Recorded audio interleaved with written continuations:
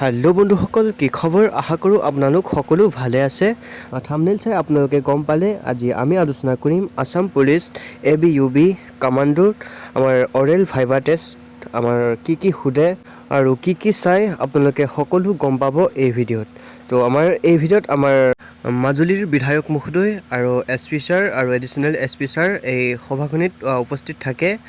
আমাৰ এই সভাখনৰ উদ্দেশ্য আছিল আমাৰ মাজুলী ডিষ্ট্ৰিক্টৰ মানে Assam police running ground track আমাৰ কেইশ মিটাৰ গ্ৰাউণ্ড 320 নে 400 মিটাৰ তাৰ সন্দৰ্ভত আলোচনা কৰা হৈছিল মিটিংখনত। তো থিৰাং কৰিলে এই আমাৰ মাজুলী ডিষ্ট্ৰিক্টৰ 400 মিটাৰ ট্ৰেকত এইবাৰ অনুষ্ঠিত হ'ব। তাৰ মাজতে আমাৰ SP ছাৰে আপোনালোকক সকলো বিৱৰি ক'লে যে অৰেল ভাইভা টেষ্টত আপোনালোকৰ কি সুধিব, আপোনালোকৰ কি চাব। অৰেল ভাইভাত আমাৰ SP ছাৰে নিজেও থাকে কৈছে, এনেকৈ ইণ্টাৰভিউ ছাৰেও লয়। চ' ছাৰো থাকিব। ছাৰে আগতেও বহুতবাৰ এনেকৈ ইণ্টাৰভিউ লৈছে বুলি কৈছে। চ' ছাৰৰ এক্সপিৰিয়েঞ্চৰ ফালৰ পৰা আপোনালোকক ছাৰে সকলো জনাই দিছে। চ' আপোনালোকে ভিডিঅ'টো শেষলৈকে চাওক। ধৰা অভাৰঅল মানুহটো পাৰ্চনেলিটিটো চাব।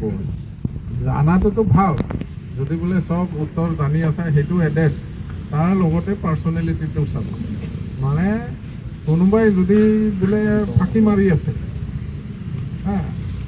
বোলে মাৰাডোনাৰ ঘৰ ক'ত সুধিলে, কি বোলে কৈ দিলে বোলে দিল্লী, তেনেকুৱা সেই ফাঁকি মাৰা মানুহৰ নম্বৰ মাইনাছ হ'ব। যোনটো নাজানো সেইটো নাজানো, ঠিক আছে। তোমাৰ সেই মানে সেইটোতে গম পাব যে তুমি যিমান জানা সেইটোতো চব কথা ময়ো নাজানো, তোমালোকেও নাজানো, প্ৰশ্নটো শেষ নাই।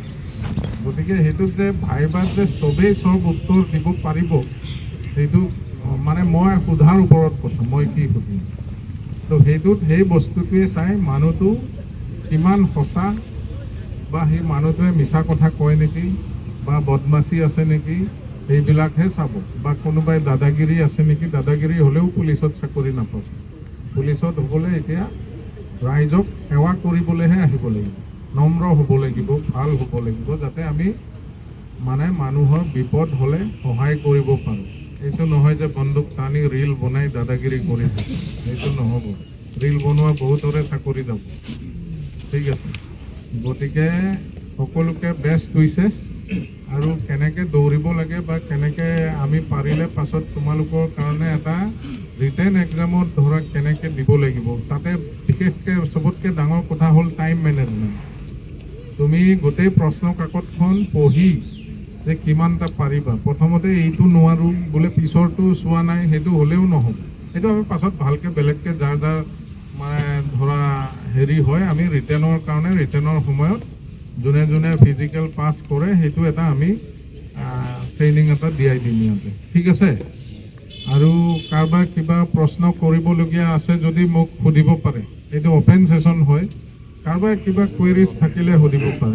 আমি এটা আৰু বস্তু ভাবিছোঁ যে সদায় ইয়াতে 200 মিটাৰ ট্ৰেকত দৌৰাই। 200 মিটাৰ ট্ৰেকত মানে দৌৰিলে কি অসুবিধা হয় যে তোমালোকে পাকটো হিচাপ কৰাত বহুতে ভুল কৰে, কাৰণ দৌৰি 16 পাক হিচাপ কৰিব লাগে।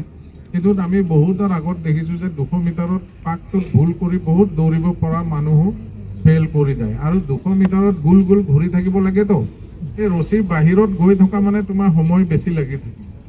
ৰছীৰ কাষে কাষে গ'লেহে 200 মিটাৰ, বাহিৰত গ'লেতো 200 জেগাত 250 হৈ যাব। আৰু মানুহ যেতিয়া 200 মিটাৰত মানে জেগা সৰু হ'লে দৌৰিব চব একেলগে দৌৰে, জেগা নাপায়। কিন্তু 400 মিটাৰত অলপ দূৰ যোৱাৰ পাছত চবে এটা জেগাত নিজৰ স্পীডত দৌৰি থাকিব পাৰে। গতিকে আমি ভাবিছোঁ এইবাৰ 400 মিটাৰ ট্ৰেক বনাম। কি ভাবা?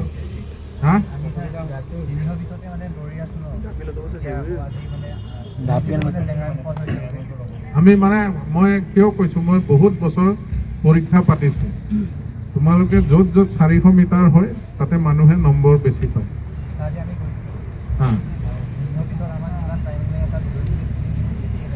নাই নহয়, সেইটো তোমাৰ ট্ৰেকটোত তোমাৰ ভুল আছে, ভুল হ'ব। ট্ৰেকটো জোখোতেনে এতিয়া এইটো ট্ৰেকটো বহুত ডাঙৰ, যোনটো আছে তাতে 490 মিটাৰ্ছ আছে, সেইটো সোমাব। আৰু তুমি যোনটো চাগৈ বাহিৰ নাই অভ্যাসটো ইয়াতো হ'ব।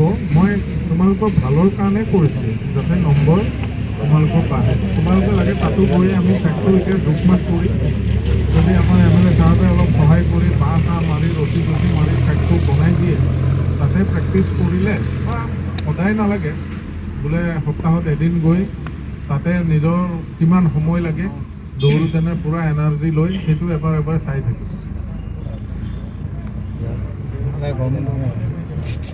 মই সেইটোৱে কৈছোঁ, চোৱা সুবিধা অসুবিধা চবতে থাকিব। মই বিচাৰি আছোঁ যে চবৰে নম্বৰটো বাঢ়ক। মোৰ উদ্দেশ্য সেইটোৱে যে 400 মিটাৰ ট্ৰেকত সদায় আমি পৰীক্ষা পাতিয়ে আছোঁতো, 400 মিটাৰত নম্বৰটো সদায় অলপ হ'লেও বেছি পায়। ঠিক আছে, এইটো আমি চবৰে ভালৰ কাৰণে কৰিছোঁ যাতে আৰু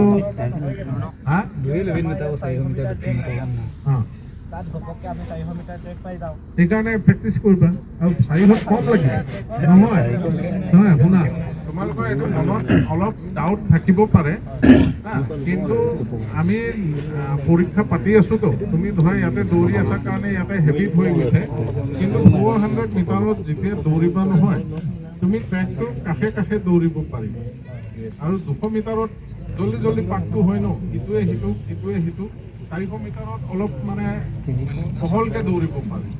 গতিকে নিজৰ স্পীডত তোমাৰ যদি স্পীড আছে তেতিয়া তোমাৰ ধৰা বেছি ভালকৈ আৰু 320ত যে দৌৰি আছা বুলি কৈছে কোনটোৱে দেখিছে 320 এইটো যদি 280 হৈ আছে